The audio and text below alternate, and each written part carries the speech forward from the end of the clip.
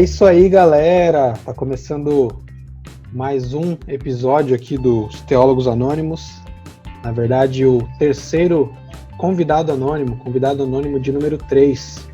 E hoje, eu e o Gerson temos o prazer de receber aqui o Alan Rodrigues Bento, o @Alan Rodrigues Bento, com 2 L's, o idealizador do projeto Polifonia Cultural, que você encontra aí no Instagram, no @Polifonia Cultural. A gente vai falar um pouquinho mais desse projeto no decorrer da conversa ou quando surgir espontaneamente.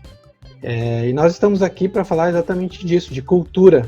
Mais especificamente, como nossos temas giram em torno de teologia, nós vamos falar da relação entre a fé cristã, ou entre o cristianismo e a cultura. Como se dá essa relação, se o cristianismo está dentro da cultura, ou se está acima da cultura, como é que se dá esse relacionamento entre fé cristã e cultura. Então, bora lá começar essa conversa.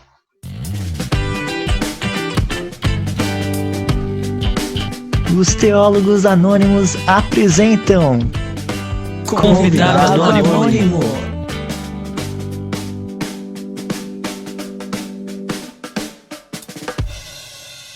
Vamos começar a nossa conversa com uma pergunta orientadora aí para a gente também situar a galera, talvez nos situar também, porque muitas vezes nós mesmos temos essa dúvida, que é: o que é cultura?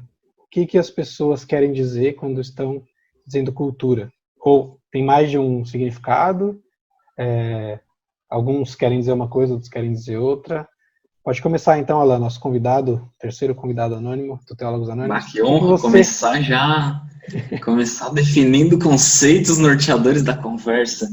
Eu fui estudar um pouquinho e tem um monte de definição, então dá a sua aí, fica à vontade. Nossa, tem milhares de definições, cara. E a gente pode partir de vários conceitos, né?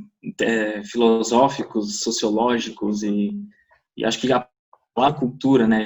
A própria palavra já é uma palavra muito rica, assim, de a gente analisar as raízes dela, né? O próprio conceito da página, né? Polifonia cultural, né? Tem essa brincadeira na palavra cultura, e faz essa relação com culto, né? Culto e cultura, né? Mas eu gosto muito de a gente dar uma definição teológica, né, da palavra cultura. Eu gosto de definir como cultura como tudo aquilo que o ser humano faz a partir da criação de Deus, né? Eu gosto muito desse conceito cristão, assim, do mandato cultural e daquilo que Deus ordena que o homem faça, né? Então, lá no começo de Gênesis, a gente vê que Deus cria todas as coisas, né? Cria o próprio homem e ele ordena ao homem que ele domine sobre a criação. E dentro desse domínio da criação, eu acredito que exista esse conceito de cultura, né? Tudo que o homem faz a partir da criação de Deus, para mim pode ser considerado cultura, né? E eu gosto muito dessa definição porque ela dá uma abrangência muito, muito legal às coisas, né? Porque às vezes a gente tende a relacionar a palavra cultura com uma parada mais intelectual ou algo mais, né, renascentista. Alta e a gente cultura, sempre né? a alta cultura, né? E a gente vê que, por exemplo, ali em Gênesis, no começo de Gênesis, uma das coisas culturais que Adão faz é nomear os animais. Então, né, um exemplo de cultura é a criação de nomes aos animais. Então, é uma coisa extremamente simples, né? Mas que já exemplifica ali, né, todo esse conceito, né? A partir da criação de Deus, Adão começa a dominá-la nesse sentido. E eu gosto muito desse conceito da gente pensar na criação para a gente olhar para o próprio Deus como um Deus criador, nesse sentido também, né? De um Deus que, se a gente pega o capítulo 1 de Gênesis, cara, a quantidade de ações que Deus pratica, né, no momento da criação é fantástica, assim. Ele cultiva, ele cria, ele separa céu e terra, ele faz isso, ele faz aquilo, e o autor vai nomeando diversas ações de Deus ali que podem ser denominadas ações culturais, né? Mas no sentido de criação, né? De criar. Quando a gente faz o que Deus faz, a gente cria cultura, né? Nesse sentido de aproveitar aquilo que Deus nos dá na sua criação para produzir coisas que Deus nos ordena a fazer. Né? E aí depois a gente vai entrar em várias piras aí a partir disso, né? Eu acredito. Legal. E aí, Gerson? Qual que é a tua visão de cultura? É interessante falar sobre cultura, assim, não só a minha visão, mas a gente, assim, generalizando, claro, e bem por cima, quando nós falamos de cultura, nós falamos geralmente, até quando falamos principalmente em interpretação bíblica, né? Nós citamos muito aquilo que é costume de um povo específico, né? Ou aquilo que norteia o que é normal para aquele povo específico, seja o povo que for, no período da história que for.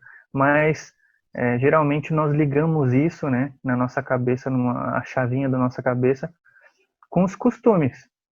E é claro, isso varia muito e a partir da cosmovisão também de cada indivíduo, a cultura muda, porque ele tem uma lente diferente, né, em que ele enxerga as questões da sua vida. Parece que a partir da lente de cada um, a cultura muda, independente da sua religião e de onde ele está, em que período da história. Eu acho interessante que, pelo menos para mim, a primeira coisa que eu penso quando eu falo de cultura são artes, né? Música, sei lá, qualquer outro tipo de arte. Sumiu, cinema e etc. Sempre penso nisso primeiro, mas a cultura também são os comportamentos, valores, né, de uma sociedade. Até o Gustavo não está aqui, mas ele estava falando de cultura de uma nação, né? Ele estava querendo enfatizar que era para diferenciar dessa ideia de alta cultura, mas na verdade a gente não tem só uma cultura de uma nação, a gente tem cultura de grupos menores, de subgrupos, cultura familiar também, e cultura da sociedade no geral e tal, cultura, aí a gente vai separando, né, cultura ocidental, cultura oriental, mas quando a gente fala do Oriente, você tem o Oriente Médio e você tem, sei lá, Ásia, e a Ásia, na verdade, não é igual, né, a gente fala, os asiáticos, não é igual, né, não tem, normalmente a gente se refere ao japonês, chinês e tal, mas, então, a cultura é algo que é complexo às vezes de analisar por causa disso, porque tem talvez uma macrocultura e essas microculturas, né, de grupos menores, sei lá, os próprios evangélicos têm sua própria cultura, e daí envolve valores, comportamento, costume, e as artes normalmente são, e aí me corrigindo a mim mesmo, as artes na verdade são, mais do que cultura, elas são manifestações, isso é o que eu entendo, né? Manifestações da cultura, né? Dos valores, da ética, da moral. Acho que às vezes a cultura pode abranger todas essas coisas. Uma coisa que eu acho legal de, né, cultura, quando a gente fala, por exemplo, assim, a cultura brasileira, cara, não tem como a gente, por exemplo, definir a cultura brasileira. Assim, a gente é um país imenso, com diversas culturas e até mesmo, né, quando a gente fala assim, a cultura nordestina. Cara, dentro da cultura nordestina a gente vai ter, assim, diversas manifestações diferentes, né? Eu lembro que o Ariano Suassuna, ele falava que o Brasil é uma unidade de contrastes. Então, apesar da gente, tipo, quando eu falo cultura brasileira, cara, vem um monte de coisa na tua cabeça, né? E tu tem uma ideia, né, de uma certa unificação, mas dentro disso ainda tu consegue perceber essas nuances que o Lucas falou, assim, né? É verdade. E dentro disso, talvez, até fugindo um pouco da ordem que a gente tinha estabelecido, eu estava lendo Tem uma esse livro. ordem? Eu fiz um roteirinho lá que eu mandei. Eu estava lendo o livro, só comecei a ler, não vou indicar, porque senão o Gerson fica bravo que a gente indica livro que não leu. O livro Cristo e Cultura, do D.A. Carson, e ele, na verdade, faz uma releitura do livro Cristo e Cultura, do Richard Niebuhr. E esse tal de Richard Niebuhr, que eu não li o livro do cara, ele define, entre outras coisas, a cultura como tudo aquilo ao que o Novo Testamento se refere como mundo. Então, o Alan começou, eu achei bem interessante que ele começou com uma definição positiva de cultura, que é algo que vem da manifestação da criação de Deus, né? Mas a Bíblia traz esse ponto positivo, mas ela também traz um ponto negativo, que é a natureza pecaminosa. E a cultura, pensando nesse lance de o Novo Testamento se falar do mundo, né? E o autor dizer que os autores do Novo Testamento estão se referindo à cultura não cristã, ou seja, a cultura sem Cristo. Então, a Bíblia tem esses dois aspectos, né? Uma cultura manchada pelo pecado, mas, ao mesmo tempo, marcada também pela imagem e semelhança de Deus. E aí nós temos um olhar cristão da cultura, da cosmovisão cristã, de bondade, digamos assim, de beleza, e ao mesmo tempo um pé atrás, né? Eu acho até que há um grande propósito, se discute muito sobre a influência do cristianismo na cultura, o quanto isso é valioso ou não, e se discute muito também o quanto a cultura local, seja de onde for e de quem for, possa influenciar o cristianismo. Aí dentro dessa discussão, que eu ouço bastante, até em algumas discussões sobre a interpretação bíblica, né, e a aplicação dessa interpretação, é o quanto a cultura expressa na Bíblia, sendo algo cultural, pode influenciar ou não a nossa cultura, se isso não acaba sendo uma violação. E essa é uma como que eu posso dizer? É uma crítica muito forte, principalmente da teologia moderna, né? Que os cristãos, eles desconstroem outras culturas a partir do evangelho. Uma resposta que eu tenho para mim é que, de fato, a cultura cristã, ou seja, a cultura do evangelho, nos pede para desconstruir a cultura que leva ao pecado, seja ela qual for. Então, por mais que os sociólogos hoje em dia se sintam violados e entendem que isso é uma violação, mas isso faz parte da nossa cultura. Se nós não fizermos isso, nós não estamos correspondendo à cultura cristã. Nós fomos chamados para isso, para de fato desconstruir outra cosmovisão que leve o homem ao pecado e à destruição da sua vida. Então, de fato, sempre vai existir esse ideal cultural cristão, para nós que é perfeito, porque reflete o caráter de Cristo, frente a qualquer outro tipo de cultura que leva o homem ao pecado, entendeu? Eu vejo bem desse jeito. E por isso, eu entendo que sim, de fato, muitas questões na interpretação bíblica são culturais, mas não é porque são culturais que estão expressas na vida do judeu ou na vida de Cristo e dos seus apóstolos, que não devem ser imitadas. Eu acho que isso que o Lucas falou da questão dessa definição dupla da cultura pela palavra de Deus, eu comecei com essa definição, né, da cultura sendo algo a partir da criação, e a gente vê que em Gênesis, logo em seguida, né, ali no capítulo 11, a gente já tem a deturpação, né, desse mandato cultural, onde o povo começa a construir um projeto próprio de cultura, né? Então, antes esse projeto de Deus para a cultura, né, é um projeto que é baseado na dependência dele. Então, né, o Senhor abençoa o ser humano para que ele possa, né, dar seguimento a esse mandato cultural, né? E quando a gente vê na Torre de Babel, a gente vê uma autodependência do ser humano de si mesmo, né? Contrariando tudo aquilo que Deus ordena que ele faça, né? Então, logo em Gênesis a gente já tem essa segunda, né, definição, talvez a gente pode dizer assim, né? De que a cultura já foi corrompida, né, a queda afetou a forma como o ser humano faz cultura, né? Então, a Torre de Babel é uma cultura, né? É algo produzido pelo ser humano, mas que bate frontalmente com aquilo que Deus ordenou ao ser humano que ele fizesse, né? Então, logo ali a gente já tem essa quebra daquilo que o homem deveria ter feito e daquilo que ele faz.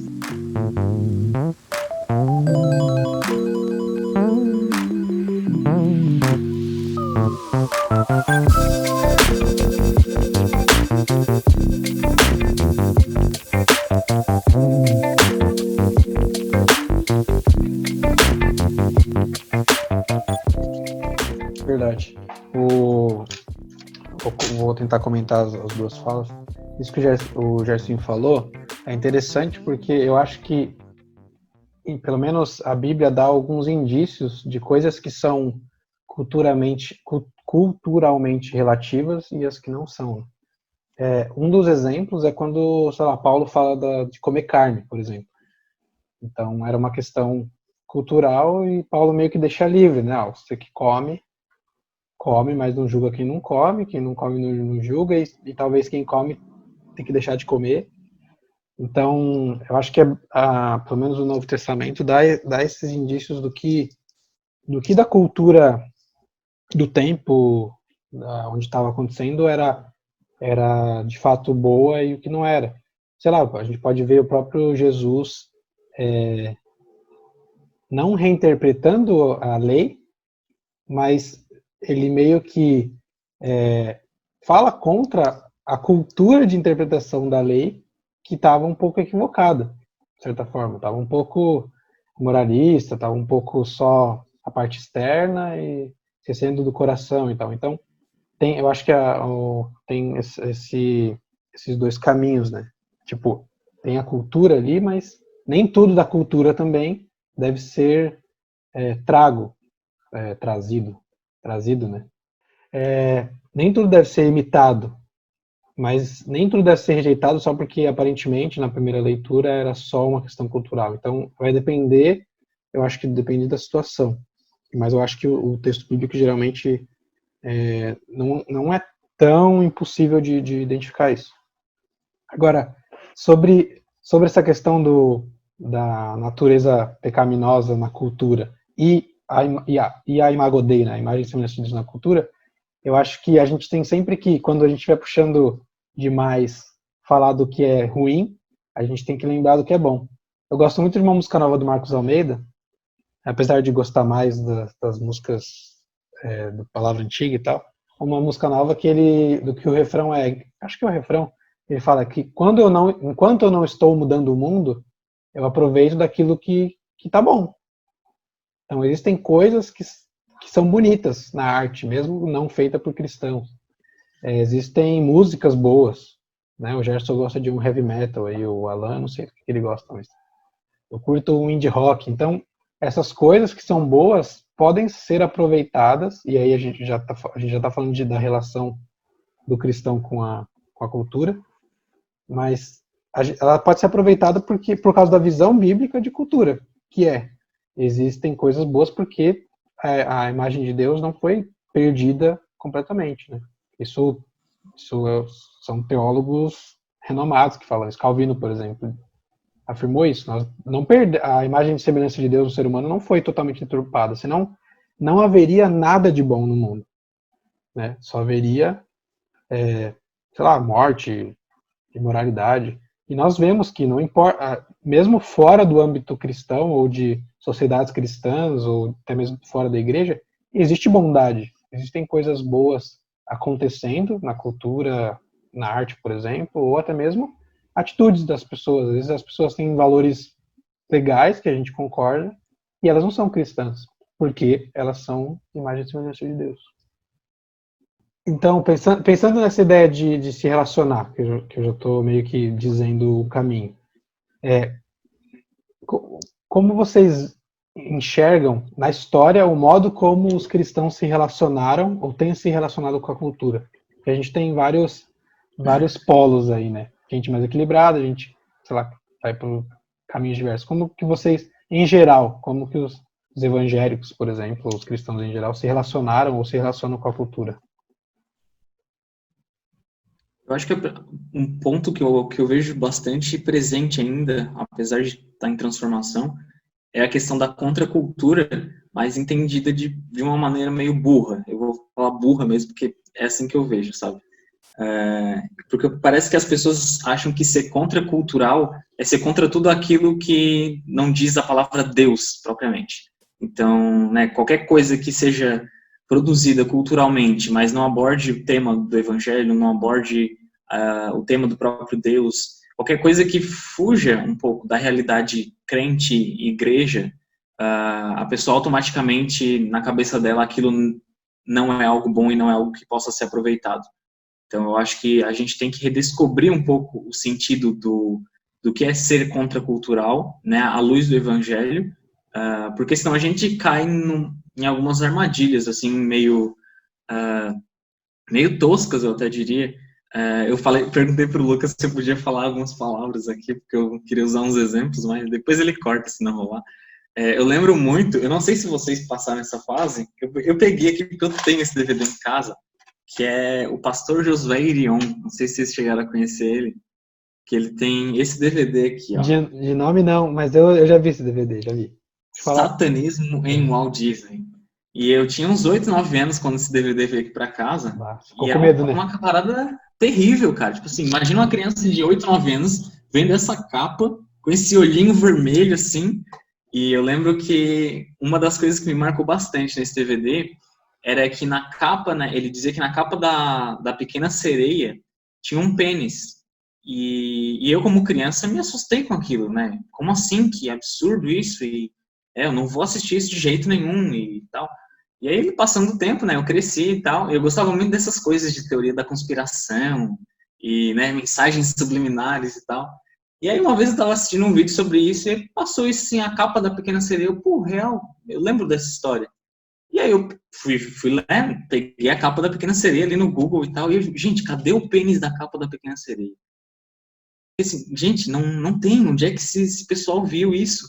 E aí eu sempre fico refletindo, né, nisso, mano, talvez a gente tenha a nossa mentalidade tão formada nesse sentido de enxergar tudo que aquilo, né, que não é crente como algo ruim, que a gente acaba vendo coisas onde não existem, assim, né, eu não nego que existam, né, tem esse lado também, né, do crente que consome todas as coisas que colocam na frente dele, né, sem uma reflexão, sem pensar, ou sem considerar que as pessoas produzem cultura, né, com suas cosmovisões, com suas ideologias, e não simplesmente, né, vou fazer um desenho bonitinho, né, não estou dizendo que não exista isso por trás, mas acho que há muito dentro da cultura crente esse olhar né, para tudo aquilo que não é produzido por crente, ou que tem uma temática crente como algo inerentemente ruim, sem nem refletir, né, eu digo que, né, é o consumismo sem pensar e o pensar sem nem consumir, né? Tipo assim, consome sem, né, sem analisar e sem refletir sobre aquilo que está consumindo,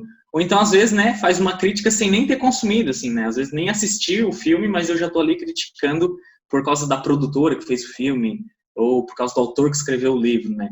Então acho que a gente tem que retomar um pouco, né, o sentido do que é ser contracultural, para a gente não acabar numa certa boçalidade, né, de tudo que, né, é tudo ruim e eu não posso consumir nada. O Brian Godawa, nesse livro Cinema e Fé Cristã, ele fala de dois conceitos aqui engraçados que ele inventa, talvez, que é a glutonaria cultural e a anorexia cultural. É o que? O glutão cultural é aquilo que consome, acha que filme... isso é só diversão, né? Não tem mensagem nenhuma. Ou o cara que é o anorexo, que não consome nada, que não assiste nada, que não aprende, também não aprende nada. Então, ele vai tratar isso como dois extremos que devem ser evitados pelos cristãos. Né? O cristão deve buscar esse equilíbrio. Não deve assistir, ou ser uma esponja que, sei lá, assiste uma novela, assiste um filme e, sei lá, vai assimilando aqueles conteúdos sem nem raciocinar, mas ao mesmo tempo também não rejeitar, né? Quando eu perguntei sobre a relação dos cristãos, na história a gente vê talvez esses dois extremos, né? Pessoas que botaram o cristianismo dentro da cultura e meio que misturou, né? Então você adapta o que de Jesus você acha legal e tem na cultura para que o Cristo seja palatável para as pessoas. E ao mesmo tempo tem o pessoal que se desligou totalmente de tudo que possa ser chamado de cultura e que não é cristã, assim, nominalmente. Cara, eu lembro de uma época, o Lucas até deve lembrar, porque a gente frequentava os mesmos lugares nesse período, que a galera não falava, ou melhor, falava que não podia fazer hang loose, não podia assistir Homem-Aranha porque ele jogava teia, era sinal do diabo e tal. E mano, Homem-Aranha é mó da hora, né, velho? E Heavy Metal também. Mas assim, acaba sendo de uma, como que eu posso dizer? De uma ingenuidade criada pela falta do próprio consumir cultura, né? A partir do momento que você não se alimenta da cultura, você não sabe o que ela diz, você não sabe o que ela representa, você não sabe qual a mensagem ela quer te passar. E querendo ou não, nós acabamos dividindo, não, né? Nós crescemos em um período em que a cultura foi dividida dentro da igreja, não fora, mas dentro da igreja, foi dividida como cristã e cultura secular, né?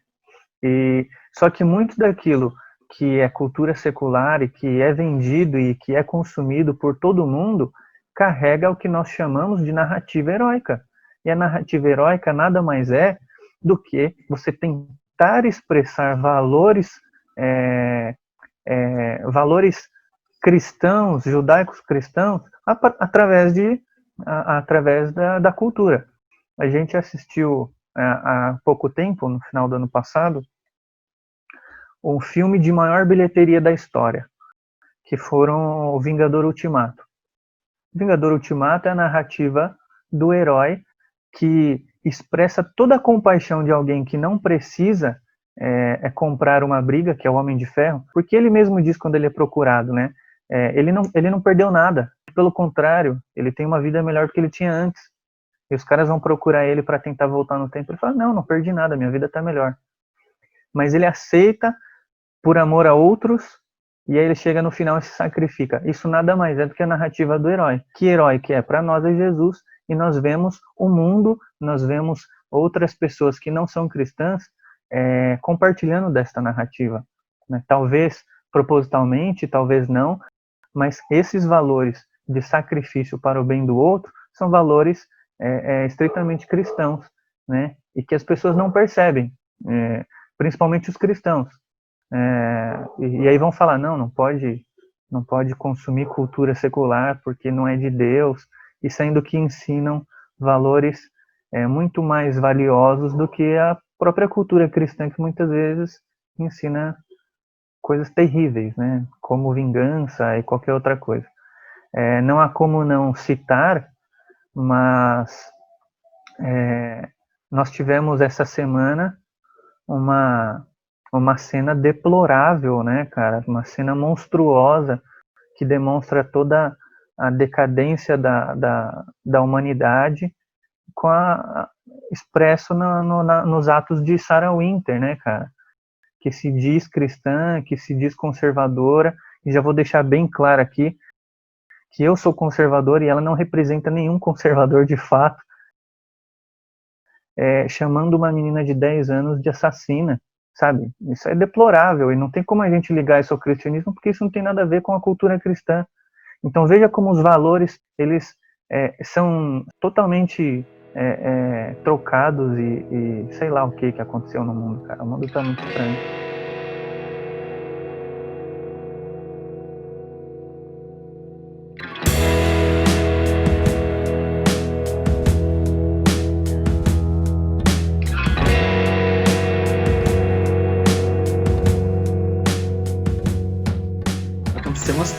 Na página que foi muito engraçada. Um amigo meu, a página funciona assim, né? Tipo, vários amigos meus mandam coisas, textos, né, poesias e a gente publica. Um amigo meu escreveu um texto sobre um episódio de Friends que tratava do assunto pornografia e ele usava o episódio para ilustrar essa realidade, né? Olha, o episódio basicamente mostra o que acontece quando as pessoas consomem pornografia. E o episódio não dava uma saída de redenção para isso, nem nada, e meu amigo fez um link sobre isso, né? O episódio acabou aí, mas, né, nós, com valores cristãos, nós temos uma saída, né, e tal. E nos comentários, a gente podia ver um pouco dessa coisa, assim, de como as pessoas não sabem, né, consumir a cultura. E nos comentários vinham, né, o pessoal crente, assim, falando que ainda bem que vocês escreveram esse texto, agora mesmo que eu nunca vou assistir essa série. Eu falei, gente, mas não, o propósito não era esse, era exatamente o contrário. Olha só como essa série retrata uma realidade pecaminosa e que não há solução, né? Ela não mostra a solução final. Então, assim, acaba o episódio e eles estão lá querendo continuar assistindo a pornografia, né? E eu achei muito engraçado, assim, as respostas a esse texto. É o texto mais lido da página, né? E como as respostas foram, né? Como a gente percebe que as pessoas não entendem que a cultura forma corações, né? A cultura forma aquilo que a gente pensa. E eu achei muito engraçado, assim, que algumas pessoas falaram isso, né? Nossa, ainda bem que você me avisou que tem um episódio assim, né? Falando sobre isso, porque eu nunca mais vou assistir essa série. E aí a gente comentou, né? Não foi essa a nossa intenção, né? O menino que escreveu o texto é super fã da série e tal, mas é uma ilustração, né? De como as pessoas não conseguem consumir de maneira crítica as coisas que são impostas, né?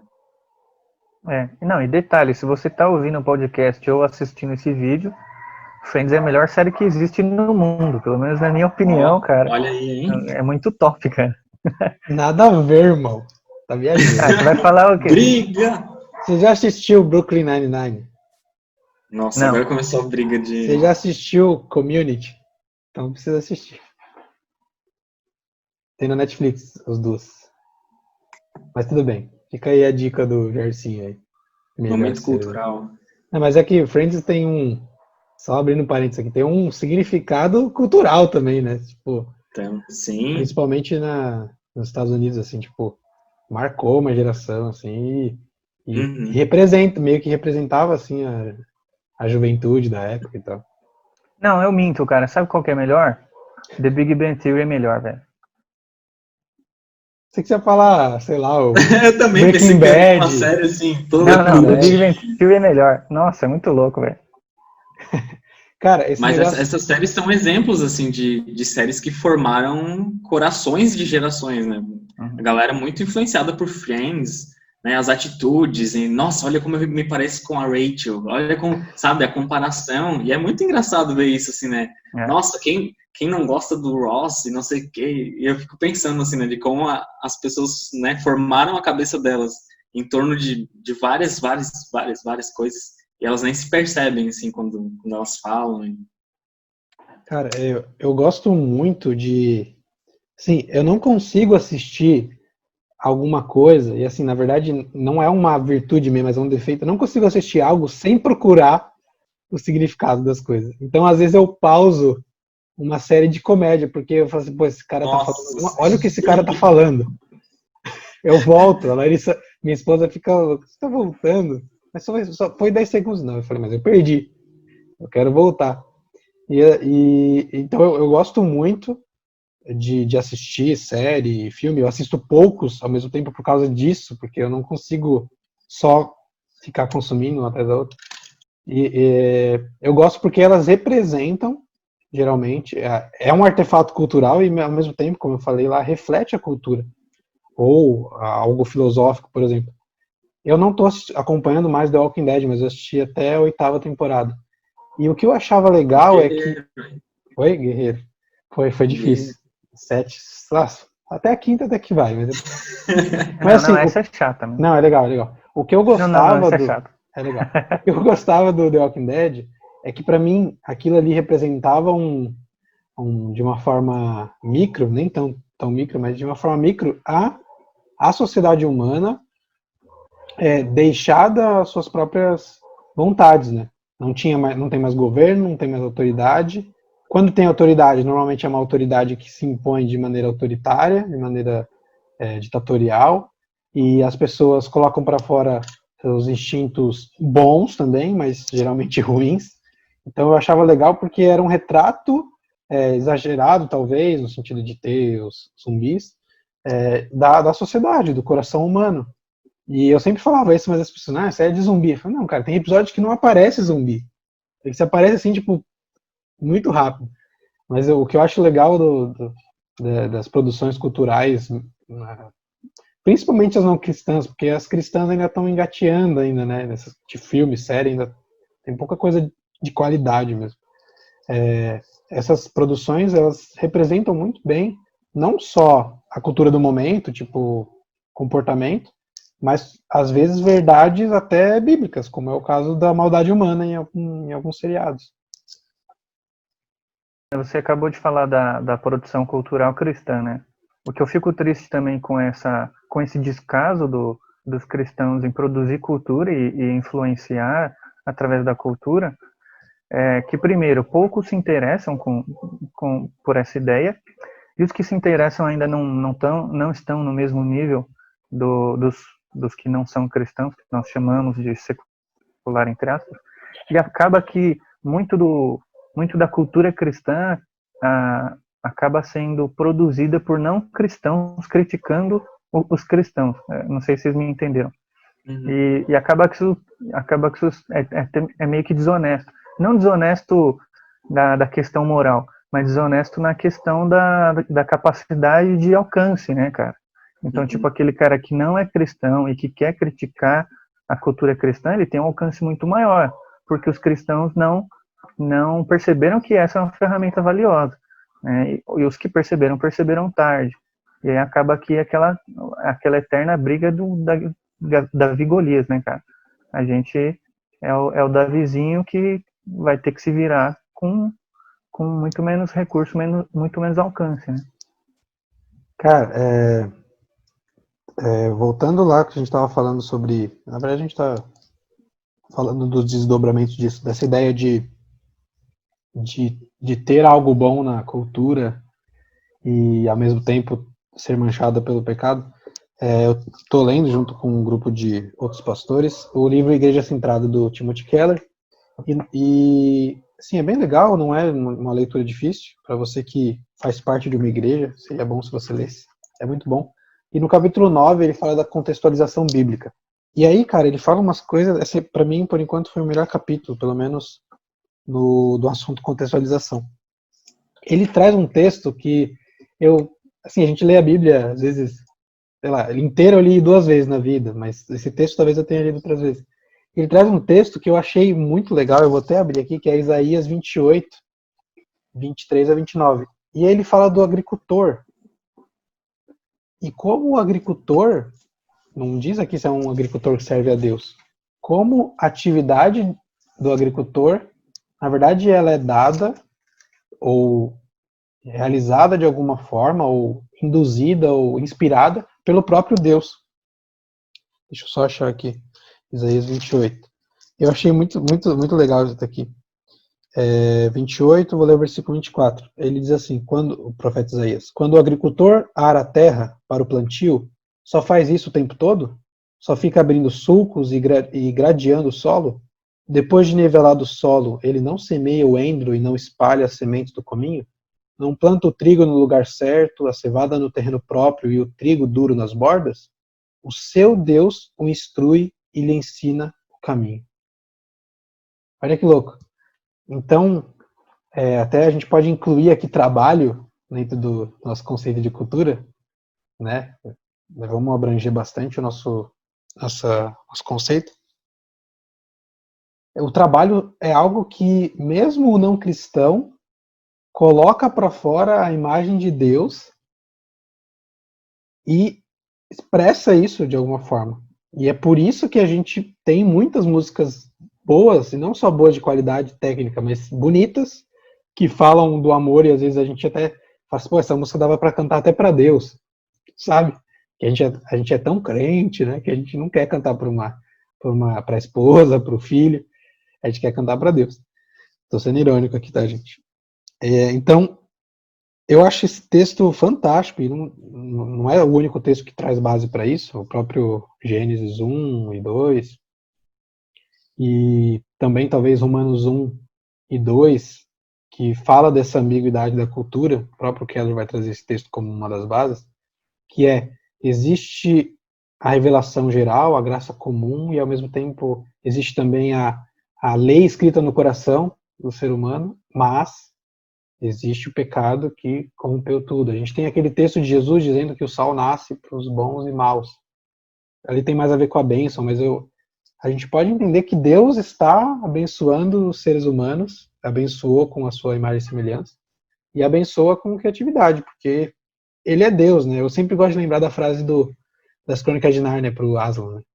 Nós não podemos domesticar o leão, né? Deus não está domesticado. E dizer essas coisas não significa que os não cristãos vão para o céu só porque eles estão exercendo boas culturas.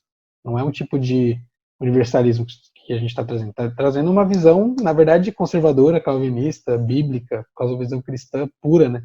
De que a graça comum e a revelação geral, elas estão aí por misericórdia de Deus, porque é ela que limita o poder do pecado, não só moralmente, mas na cultura, nas coisas que a gente vê. E aí, para terminar, para não ficar, quer dizer, já estou longo, mas para não ficar mais longo, vou citar uns trechos aqui do Keller, que ele diz assim, ó: toda cultura humana é um misto extremamente complexo de verdade esplendorosa, meias verdades ofuscadas e resistência inegável diante da verdade de Deus.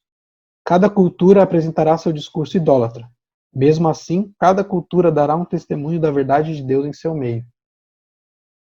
E daí ele segue falando várias coisas, e aí ele diz ali embaixo: a doutrina do pecado ensina que, como cristãos, nunca somos tão bons quanto deveríamos ser em virtude de nossa cosmovisão acertada. Ao mesmo tempo, a doutrina de que fomos criados à imagem de Deus e a compreensão da graça comum mostram que os não cristãos nunca são tão falhos quanto deveriam ser em razão de sua cosmovisão infundada. No geral, né, existem seres humanos que vão ao limite da sua maldade. Mas ele está falando isso, e ele traz em outro momento, dizendo que essa graça comum, como eu disse, é a limitadora do pecado no mundo. E é a prova também de que Cristo está no governo de tudo. É por isso que não existe uma vida secular e uma vida santa, né? Nossa vida é santa o tempo todo. Onde eu piso é lugar santo no mundo.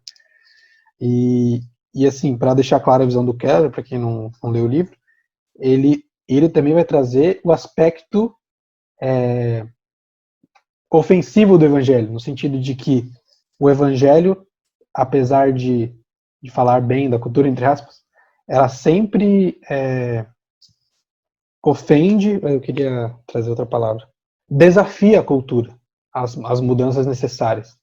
Então não é só o evangelho não é só algo que se assimila à cultura e está tudo bem. Tem coisas que são relativas, né? Se a gente vai para uma igreja cristã na África, as pessoas dançam outras músicas, tocam outros instrumentos, isso aí, beleza. Mas nem tudo é relativo. O evangelho vai ofender a todas as culturas, existem coisas para serem ofendidas ou desafiadas pelo evangelho, e é isso, né? Então o evangelho tem esse caráter que demonstra a beleza da cultura, a ruindade, entre aspas, da cultura, a maldade da cultura, e ao mesmo tempo traz esse aspecto de desafiar vários aspectos das culturas mais diversas do mundo. O que eu vejo sempre nas pessoas é uma dúvida, né? Como que eu posso, então, fazer isso, né? Consumir a cultura de maneira, né, com que eu não me intoxique com ela, mas que eu não deixe, né, mas que eu não vire um acéfalo cultural, né? De que não consegue se conectar com a cultura.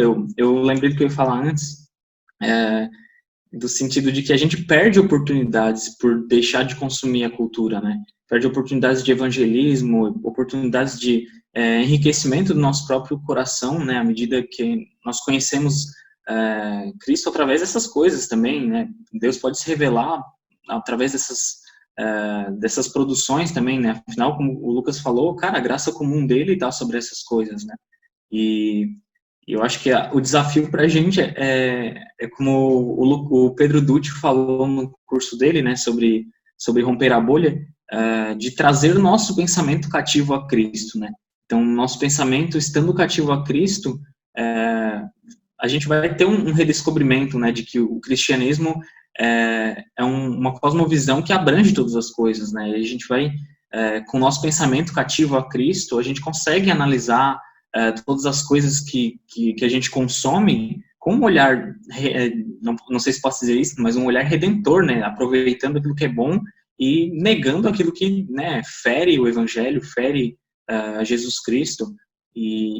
Só que isso não é fácil, né, tipo assim, a galera quer uma resposta, tipo assim, me dá uma pílula aí que eu tomo e vou conseguir, né, ter uma visão coerente de todas as coisas, né. Isso é conquistado com um trabalho árduo, né? Leitura da palavra, leitura de bons livros, aconselhamento, né? Eu gosto muito disso, né? De ouvir cristãos maduros, né? O que tu achou de tal filme? O que tu achou de tal livro? Né? E às vezes eu paro para pensar, eu nunca ia imaginar isso, cara, como tal coisa, tal conceito ofendeu um ponto do evangelho que para mim não, isso aí não tem nada a ver, mas quando eu ouço isso de uma outra pessoa, né, eu fico, pô, caraca, realmente, isso, eu não tinha parado para pensar nisso, né? Ou então algo que eu não tinha percebido de bom naquilo, né? E eu, não, como assim, cara, tu gostou desse filme, né? Isso aqui né, fere alguma coisa e tal. E aí a pessoa, não, mas tu pensou nesse ponto, pensou como isso explana de maneira, né, olha só essa questão da história, como isso representa, né, não sei, algo que Cristo tem a ver e tal. E aí, cara, esse relacionamento também, né, dos cristãos uns com os outros, né, eu também acho que seja extremamente válido, assim, para que a gente não lute sozinho também isso, né, porque imagina a quantidade de informação que a gente tem hoje em dia caindo sobre a nossa cabeça, a gente não vai conseguir dar conta de tudo, né, ter opinião sobre tudo, assistir tudo, mas eu acho que com esse trazer o nosso pensamento cativo a Cristo, né, que é uma ideia de um texto bíblico que eu não consegui achar, talvez depois eu coloque aí para vocês, mas eu acho que isso é essencial para que a gente, né, cative nosso pensamento a Cristo, as nossas ideias a Cristo, aquilo que a gente vive a Cristo, para que tudo que venha a ser despejado sobre nós, que não nos leve para Cristo, né, seja totalmente dissipado e extirpado, assim, da nossa vida.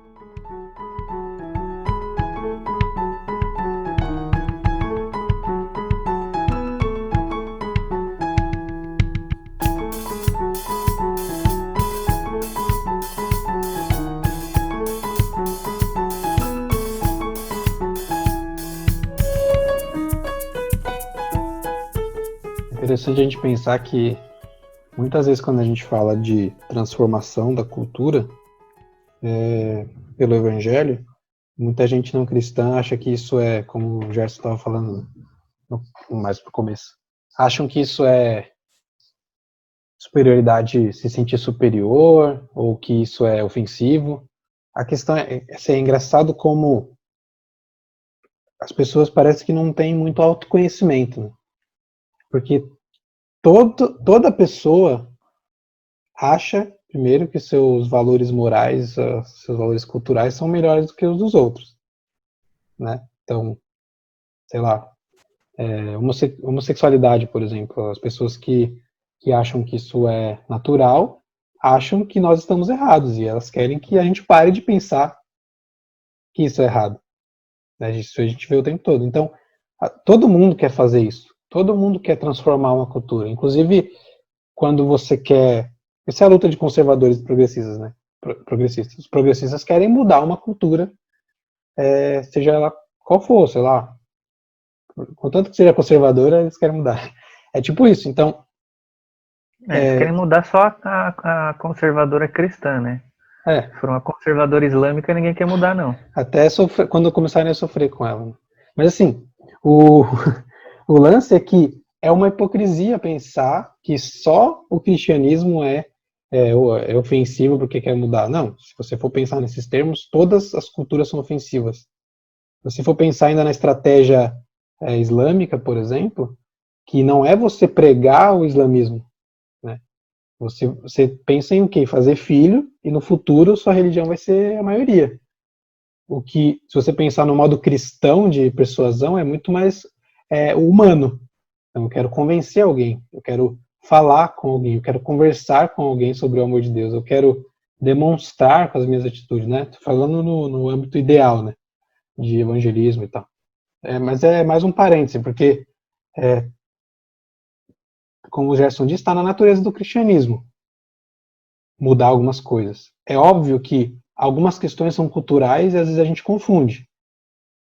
Né? A gente não percebe que a gente também faz parte da cultura. Então, é o que, por muito tempo, igrejas tradicionais não perceberam. Né? Não vamos ter bateria, não vamos ter outros instrumentos, só piano. É como se piano fosse instrumento sacro, né? Instrumento de profano, né? Se fosse pensar por esse termo. Tem a questão das vestes também, né? Então, vestes, igrejas que só usam terno, por exemplo. É uma cultura que nem é nossa, e a gente sacraliza, a gente é evangélico, né? Os evangélicos. A gente sacraliza e quer impor, né? Não estou falando de nós três aqui, mas existe isso. Quer impor alguma coisa que é cultural, que não tem nada a ver com o evangelho. O Keller até fala aqui, cuidado para as pessoas não rejeitarem o evangelho porque você é ofensivo, né? E não porque o evangelho está sendo ofensivo às atitudes daquela pessoa, aos valores daquela pessoa. Nós não temos que ser ofensivos. O evangelho vai ser ofensivo em algumas coisas. Em algumas coisas, o evangelho que eu digo, o Novo Testamento, deixa livre, sei lá, como comer carne, sei lá. Algumas questões de vestimenta. É muito mais questão de princípio, né? De princípios. Então, é isso aí. Eu não lembro onde eu ia chegar, mas é isso aí. O importante é ir. Onde você vai chegar não interessa. Benção. Teologia coaching é assim. Teologia coisa. Você precisa ir, cara. Não importa é o caminho, né? Continua indo. Faz isso não. Tem que saber para onde vai. Não faz que nem a gente, não. Mas é isso aí. Então, um dos pontos que eu tinha pensado em falar era sobre essa questão dessa ambiguidade do cristianismo como uma religião que faz parte da cultura. No Ocidente nós temos né, ou tínhamos, sei lá, uma cultura mais cristianizada. Mas, ao mesmo tempo, aquele aspecto que a gente estava falando do evangelho como transformador da cultura. Eu acho que a gente tem que tomar um pouco de cuidado com essa questão, né, do evangelho transformando a cultura, para a gente não colocar a nossa esperança em algo que vai ser totalmente redimido aqui, né? Então, eu vejo muita gente trazendo essa questão, né, de tipo, uma cultura redimida, né? E é bom que a gente tenha um pouco disso, assim, nesse sentido de, cara, sim, o evangelho vai transformar. O evangelho é poderoso para trazer essa transformação, né? Mas a gente não pode cair no conto de que isso vai acontecer totalmente aqui, assim, a gente não vai ter uma redenção da cultura total, né? Não vai conseguir né, aplicar essa aplicação do evangelho na cultura e tal. Cara, sim, mas vai atingir um ponto de saturação, assim, que não, né, que vai ter uma hora que vai bater de frente com alguma coisa que, cara, é aqui, sabe? Né? Até aqui a gente conseguiu, mas não vai ter, né, essa redenção total, assim, até a volta de Jesus, até que o Senhor traga o seu reino, né? Então, a gente tem que ter essas duas coisas em mente, né? De que a gente deve batalhar por uma redenção, né, parcial da cultura aqui, né? Tentando aplicar o evangelho da melhor maneira possível a esses pontos, mas não perder isso de vista de que aqui a gente tem a presença do pecado agindo no mundo ainda, né? Então, acho que esse cuidado é bastante necessário, assim, principalmente em tudo que a gente está vendo hoje, né? Principalmente no Brasil, para a gente não cair nisso, assim, né? De tipo, vamos lutar por uma cultura totalmente redimida e tal. Cara, isso não vai existir aqui na Terra, né? Acho que isso é importante que a gente tenha no nosso coração, né? Tanto para que a gente tenha o nosso pezinho puxado para trás, né? Para que a gente não se orgulhe de algo, mas também para que a gente não deixe de lutar por uma certa redenção. Você me deixou triste agora, cara, porque tem um grupo gospel aí que vende cultura e um dos bordões deles é que só vai melhorar. Eu acho que não. Já ouviu isso aí? Só vai melhorar? Pô, só daqui pra cima. Acho que não. Mas é isso aí. O Alan, me diz uma coisa. Digo. Você é um teólogo anônimo, assim como todos nós, e eu gostaria de saber quais são os seus referenciais teóricos, o que você anda lendo de bom aí. Ai, meu Deus! Não tô lendo nada. O que você anda lendo de bom? O que você... Traz a pilha de livro. Cara, eu terminei recentemente esse aqui, que é o Pastor e o Aconselhamento, que, cara, é, assim, sensacional. Sensacional para assim, membresia, o pessoal da igreja. Cara, eu recomendo demais ler esse livro, assim, principalmente pra galera que tem a ideia do pastor como uma liderança, tipo assim, aconteceu alguma coisa na minha vida, cara, eu tenho que recorrer ao pastor e sobrecarregar ele, sabe? E eu vejo, cara, esse livro aqui, sensacional. Mas o que eu tô lendo agora é Duna, por recomendação do Pedro Pamplona, e esse livro aqui é ficção. Duna é ficção. e esse livrinho aqui do Mads McConnell, que é A Igreja em Lugares Difíceis. E tá sendo uma leitura muito, muito bacana mesmo pra... Cara, esse livro é desgraçado demais, cara. Ele te faz chorar, assim, do começo ao fim. É absurdo, assim, absurdo mesmo. Mas deixa aí as recomendações, né? E quais são os autores que você mais gosta? Além desses que você citou aí. Pode citar vários. Cara, deixa eu ver. Vários. Cara, teologia, tipo assim, meu referencial é o Sproul, o R.C. Sproul. Então, tipo assim, a pessoa que eu mais leio, assim, em teologia é o Sproul, né? Não importa o que seja que ele esteja falando, né? Ironia, né? Um batista gostar de um presbiteriano. Mas a Tá vida bem acompanhado. dele... Normal. Pois é, né? Tá bem acompanhado. Não só a teologia dele, assim, mas a vida, a família dele, tipo assim, o modo como ele constrói a vida dele, eu acho fantástico, assim. Então, em teologia eu falaria o Sproul, assim, de longe. Mas em ficção, cara, eu sou meio, tipo assim, eu sei lá o que eu posso citar aqui. Eu gosto muito do Conan Doyle, né, Sherlock Holmes. Eu gosto bastante de Lewis, mas eu não tenho lido muita coisa dele. E O de ficção Gersinho dele eu só li O Gersinho que Viu, gosta de C.S. Lucas? Lewis. Ó, Lewis é Celso ficção, Lewis. viu? Viu o que ele falou? Ficção. Vamos começar assim. Não, eu tô vai ter um citando ele episódio. como autor de ficção, não me Vai julguem ter um mal. episódio só discutindo se C.S. Lewis era Jesus teólogo. amado. Senhor. Não, teólogo ele é. Eu só não tô falando que ele Eu Ah, citei não. ele ótimo como teólogo. autor de... Né, eu gosto das ficções dele. Mas eu gosto... Um autor brasileiro de ficção que eu gosto bastante é o Fernando Sabino. Ele é um cronista, não é tão conhecido, mas eu gosto da maneira como ele leva os livros dele, assim, sempre num estilo cronista, num estilo mais história. Eu gosto muito dos livros dele, da infância dele. E eu acho que é um autor assim, que todo mundo deveria ler, que, sei lá, daria uma visão... Não sei se vocês já assistiram This Is Us, a série da NBC. Quero chorar, não.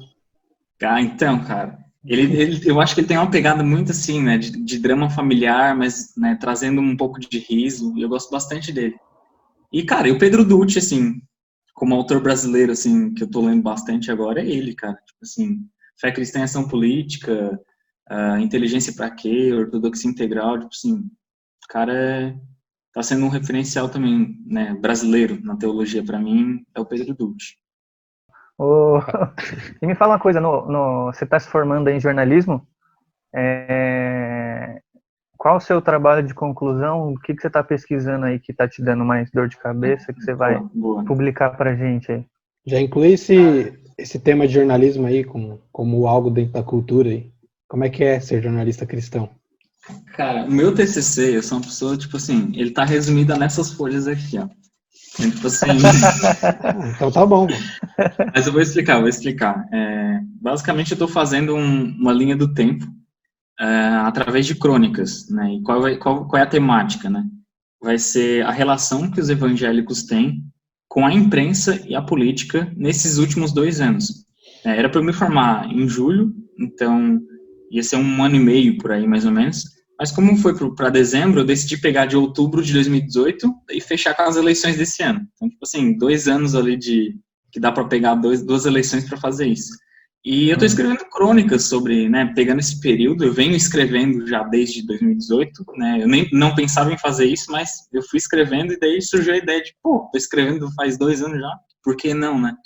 E basicamente eu estou tentando trazer essas relações, né, e, cara, o que está sendo mais difícil é, assim, não cair numa coisa de, tipo assim, ficar batendo na igreja evangélica toda hora, tipo assim, porque, é fácil fazer isso, tipo assim, né, o que mais a gente tem aí para fazer é bater na igreja.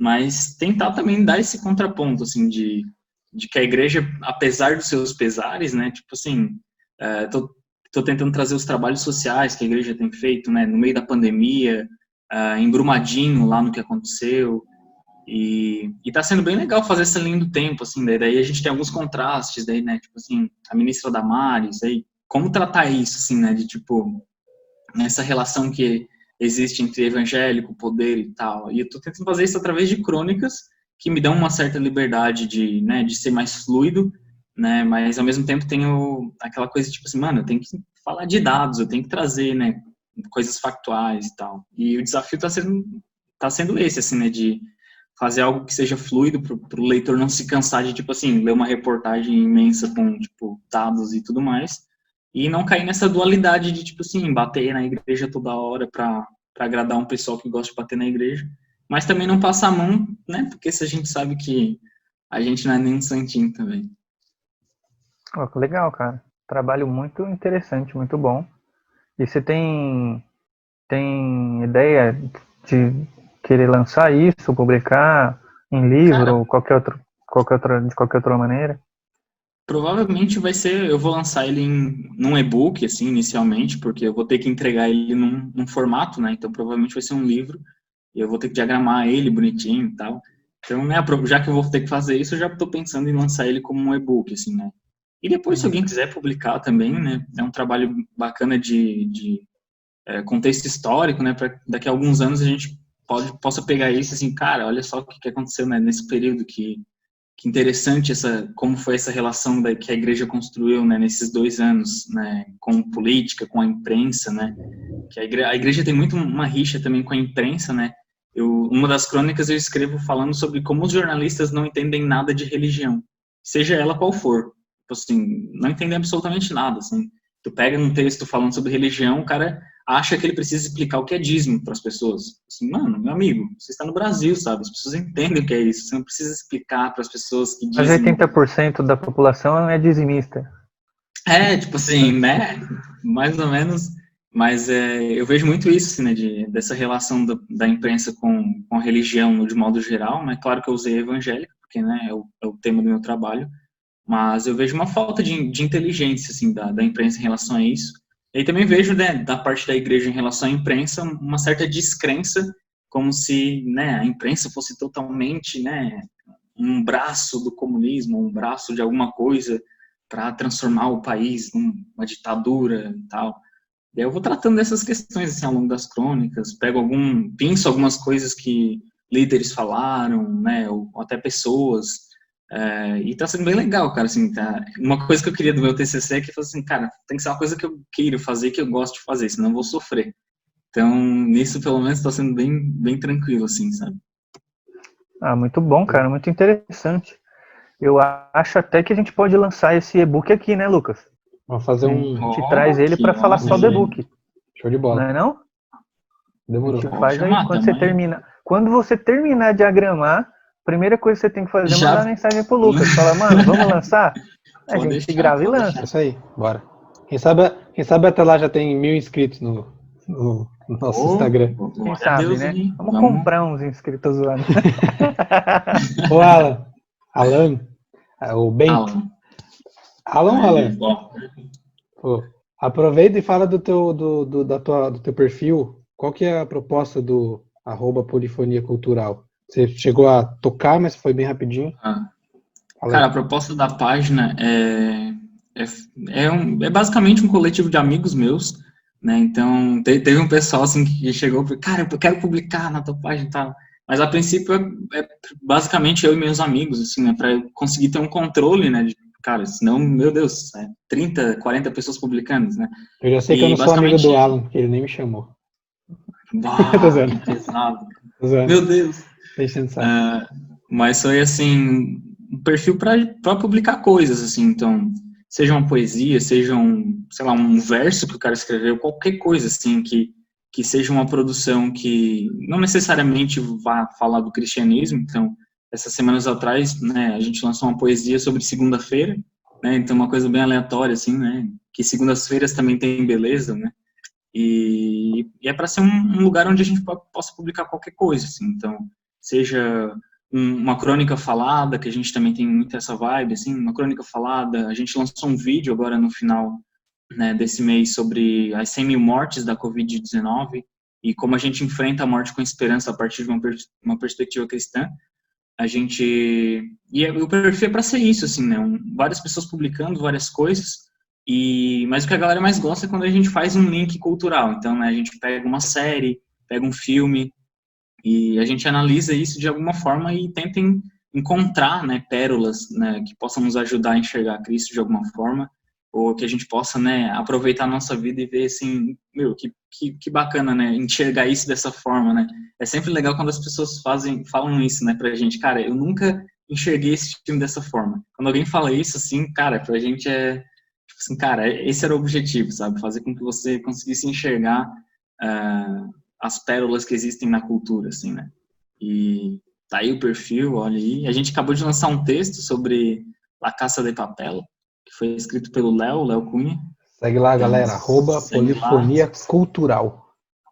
E a gente tá nessa vibe, assim, né? O lema da página é ter sensibilidade à cultura, empatia com a sociedade e fidelidade à escritura. Daí eu sempre falo, cara, isso é fácil? Não, de jeito nenhum. Porque às vezes dá vontade de socar umas pessoas, né? Dá vontade sei lá, não ligar para temas que são atuais, né? Por exemplo, e ignorá-los. Mas é um desafio que a gente topou aí e tá fazendo.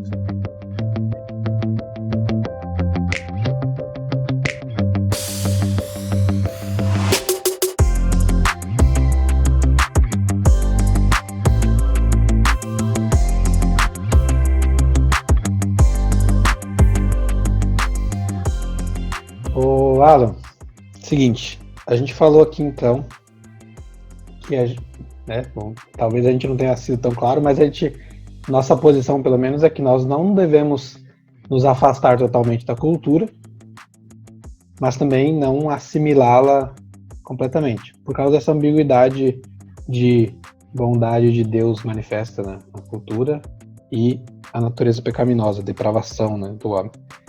Então, pensando nessa relação que o cristão deve ter, sei lá, pensando num texto lá como exerçam a sua cidadania, né, a altura do evangelho. Então, existe no Novo Testamento uma ideia de que nós estamos no mundo, então nós vamos exercer nossa cidadania do reino de Deus aqui, e ao mesmo tempo aquela ideia, né, o contraponto, a tensão, né, do evangelho, que é assim, não vos conformeis com este mundo. Mas vamos falar agora de exercer a cidadania do reino de Deus nesse mundo, na cultura. E eu queria saber se você consegue dar algum exemplo, lembra de alguma coisa que é uma contribuição que o cristianismo fez na sociedade, na cultura, para o mundo, que hoje as pessoas até não cristãs usufruem disso.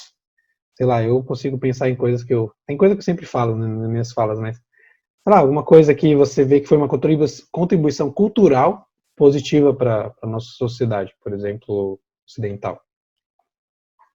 Caraca, vamos lá.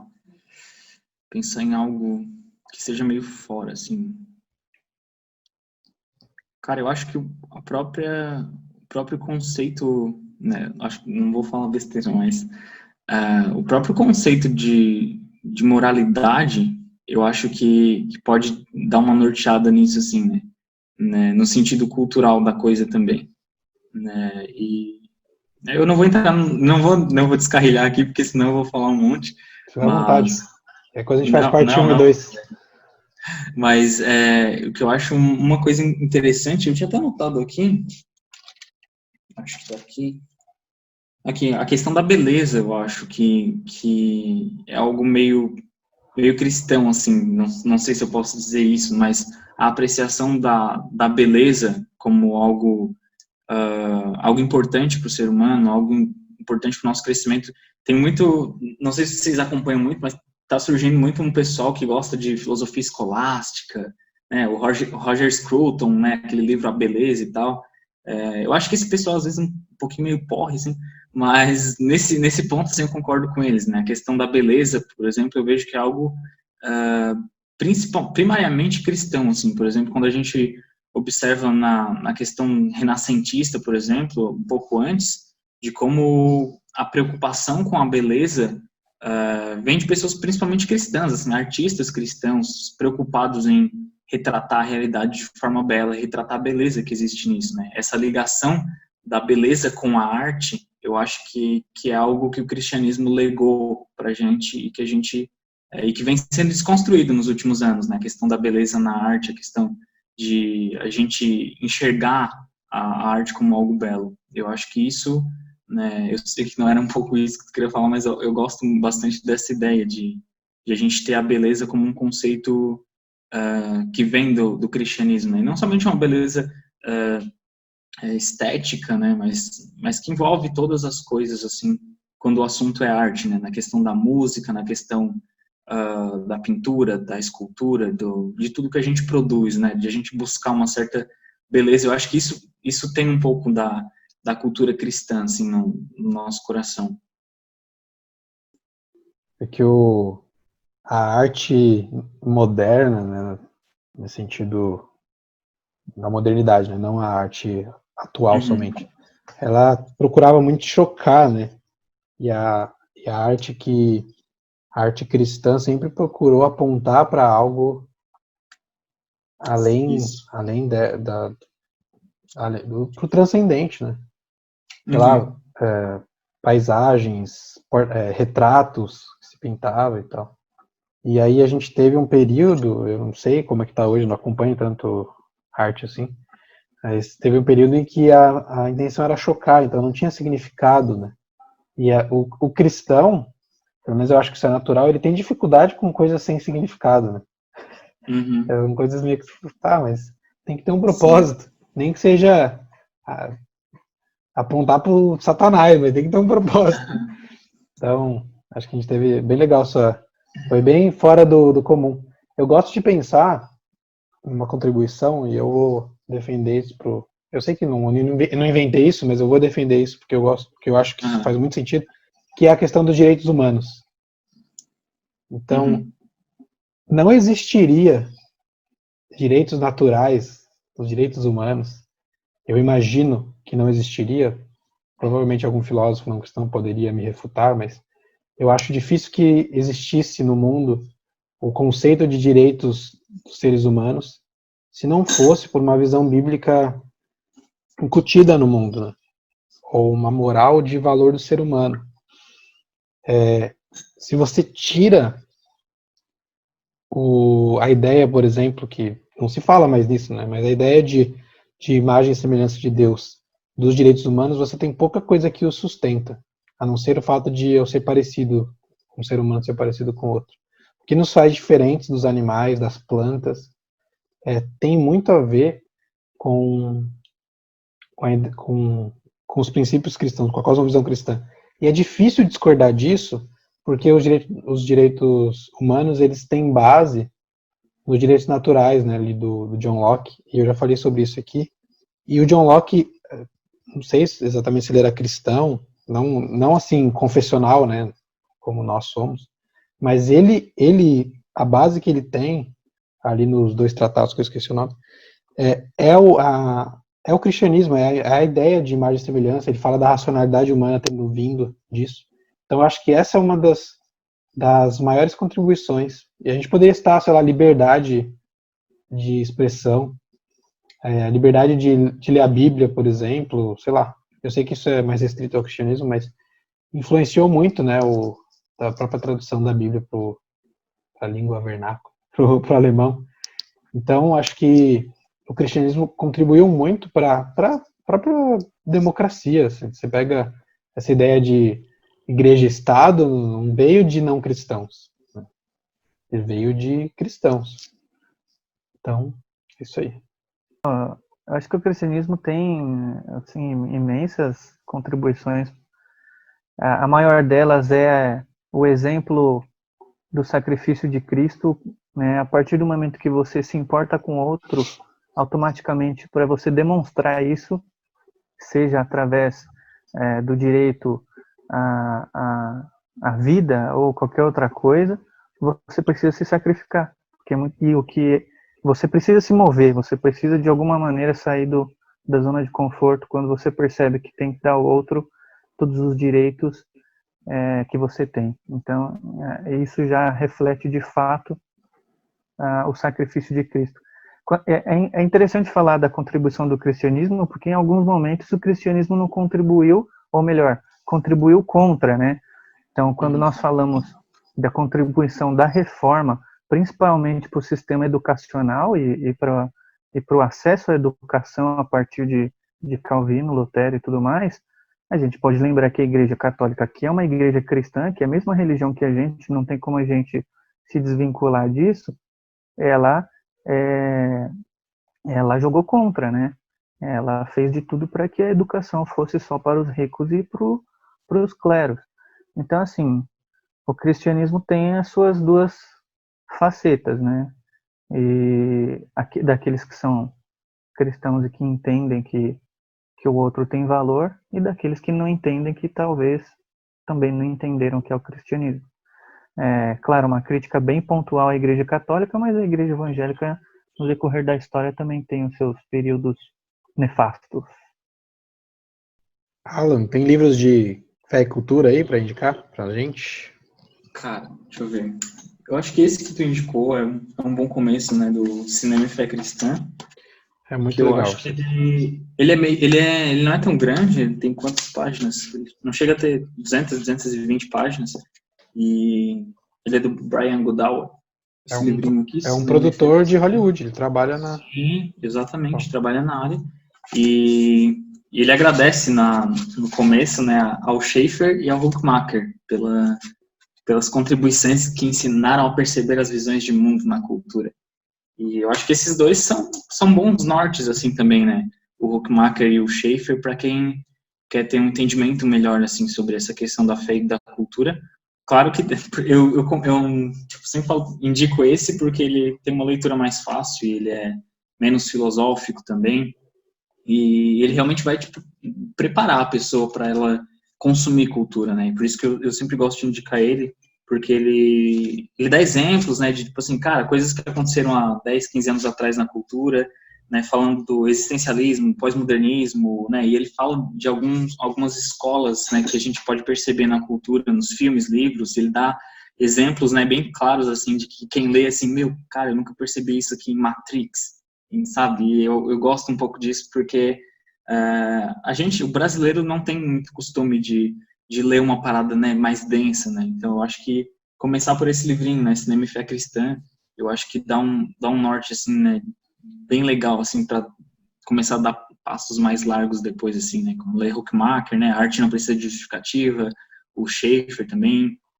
e eu acho que são leituras bem bacanas, né, livrinho do Huckmacher. Isso aí, eu vou indicar um livro também, eu já falei dele, o Igreja Centrada. Cara, eu achava que era um livro, assim, tipo, para pastor, mas, cara, eu acho que dá pra fazer até discipulado com isso aqui.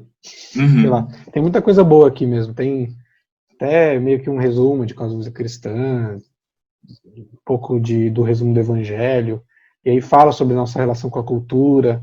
Eu ainda tô quase no meio, né, mas ele é muito legal e tem um formato bem gostoso de ler, assim, meio de revista, sei lá. Sim, eu gosto muito dele. É muito legal mesmo, e assim, trabalho editorial bem bacana também. Então, Igreja Centrada, do Tim Keller. Recados finais, Alan? Cara, agradecer a vocês pelo convite aí. Eu me sinto muito honrado e agradecido aí por vocês me convidarem. Aprecio bastante o projeto de vocês, assisto sempre que eu posso aí. Eu gostei muito do episódio, mas eu não lembro qual é. Eu ia citar. Mas, cara, eu ri demais naquele episódio. Depois eu mando pra ti no privado, daí tu compartilha com a galera aí. Mas é pra rir mesmo. Não, mas tem que ser, né? A gente faz pra rir. Muito bom, cara. Que Deus esteja abençoando aí esse projeto de vocês.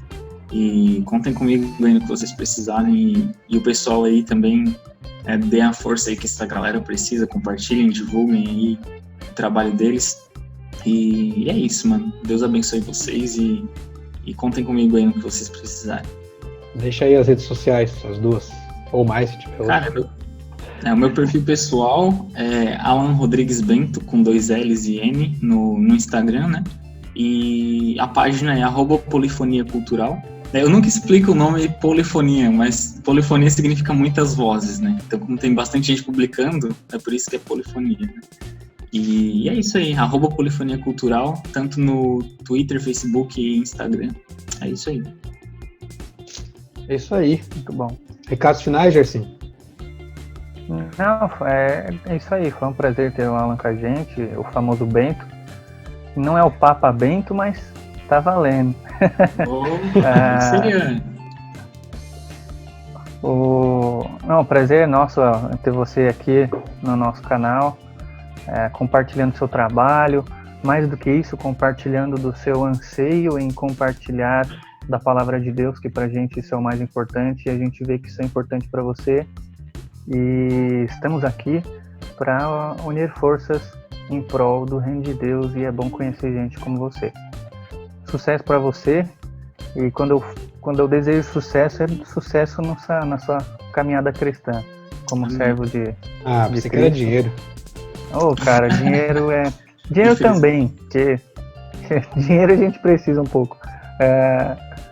Mas sucesso aí na sua caminhada cristã, para que outros possam, através do seu trabalho, conhecer a Cristo. Isso é bênção demais. Amém. Valeu, mano. É isso aí, galera. Muito obrigado para quem ouviu, para quem assistiu. Se você tá aí pelo YouTube, se inscreve no canal, deixa o seu like. Se tá pelo podcast, não tem like, mas você pode compartilhar.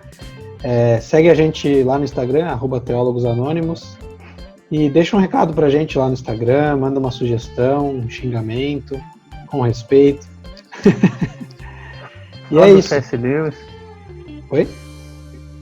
Põe lá no Instagram, fala do C.S. Lewis pra gente. Isso, fala bem. Que os meninos gostam. O Gersinho que é fã do C.S. Lewis. E a gente vai deixar os links dos livros que a gente comentou aí na descrição do vídeo, na descrição do podcast. Se não achou algum livro aí, manda um recado pra gente. É isso aí. Fiquem com Deus e até o próximo episódio do Teólogos Anônimos, seja um convidado anônimo ou um episódio regular. Falou, galera. Até a próxima.